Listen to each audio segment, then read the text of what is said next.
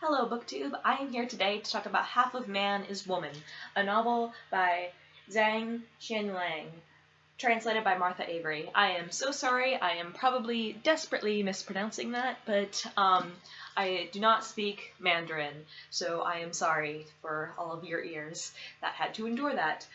So this is a book that I recently referenced in my last video, which is the Garden Book Tag. Because this fit the criteria of being a banned or challenged work. This was banned in China in the 1980s when it came out for being too pornographic. Now, it's not actually very pornographic, at least not by sort of modern Western standards, but it is quite political. So I'm actually surprised that it was banned for the pornography and not for the political, but who knows, maybe there's some political aspects in there and they just called it pornography. So in order to understand this book, we first have to understand about the author, because this is a novelization based off of his own life, and so the author had really terrible luck. He spent 22 years in Chinese labor camps for a poem that he wrote when he was 21, and the poem had been deemed as having too much of a rightist influence, and because of that, he was incarcerated in labor camps for more than half of his life. And so for the next 22 years, he worked in labor camps and in prisons and in state farms. And this is about his experience in them, but it's not just off of that. It takes place while he is an inmate and while he is incarcerated, but it's about much more than that. So when we first meet him, he is in his late 20s. He has been incarcerated for several years at this point, and he is working in rice fields, and he is a manager of other inmates. And he is and one day there is a crew of female inmates who are assigned to work in a similar vicinity, and he walks along the river and he happens to find a naked woman bathing, and he is entranced, and when she notices that he is there, he locks eyes with her and runs away. And he spends the next 8 years working and going in and out of Fourth of prison, and then he finally finds her again. And it's not really a love story, but they are the two main characters, and the novel does focus around their relationship with each other. But it's not purely about them. Their relationship is an allegory for the relationship between the intellectual class, which is represented by him, and modern post-revolutionary China, which is represented by her. And as you might be able to insinuate from that, they do not have a smooth relationship. It's quite rocky and tumultuous, and quite like the relationships that they're supposed to parallel. So at some point throughout the novel, he finds that he is impotent, and again, that is a metaphor for the way that intellectuals and academics in China have in a way been castrated or crippled and have been unable to sort of merge with the rest of China and have been cut off. And so this is based off of a true story, and I mean, this isn't really a spoiler, but they do marry and have I think it's a year and a half of a tumultuous marriage, and then they divorce and he leaves her. And she really, and he rapidly finds when he marries her that he has very much idealized her in his mind, and that she is difficult to live with, and that they are not compatible. And again, which serves to reinforce the overlying metaphor.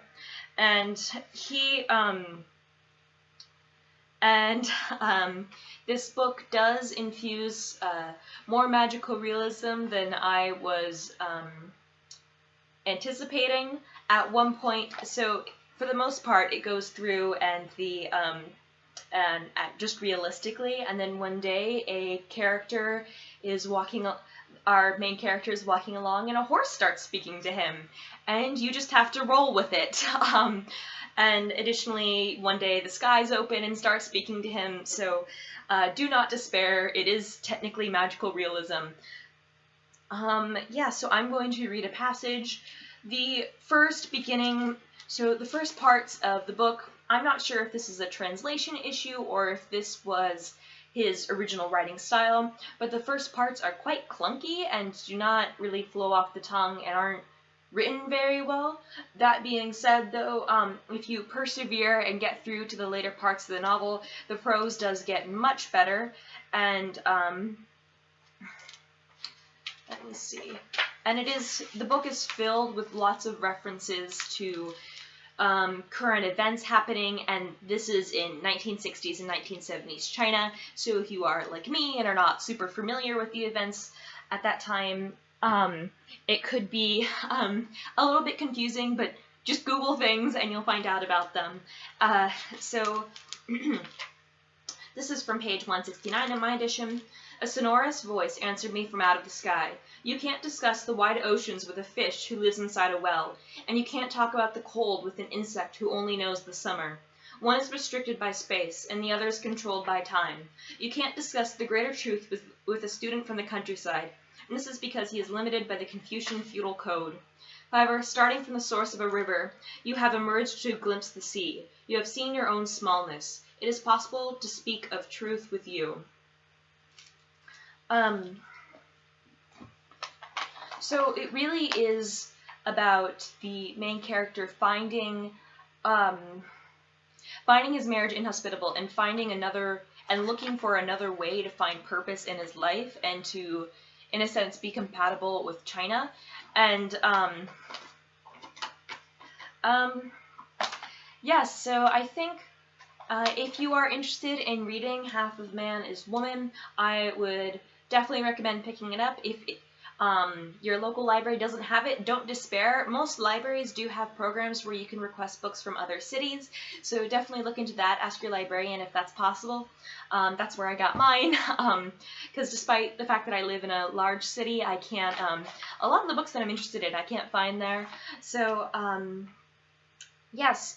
One thing that I think it is worth mentioning is that a lot of the times, well, because it is in first person, the main character will oftentimes say things like men are like this, women are like this, yada yada yada, and because he's been living in a male labor camp for so long, it's probably why he has those distinctions. But it's important to accept them as the allegory that they are for, China is like this, and the way that himself as the intellectual class and her as China are sort of incompatible at this point and have irreconcilable differences. So, yes, I believe that is everything that I wanted to say. So if you are interested at all in sort of revolutionary China, I would give this a try. That being said, it is quite one-sided. So it does definitely emerge from a more sort of pro-right side. That being said, China's rightist movement is way less far right than our own in the Western world. So except that this isn't the whole story, but this is one great side.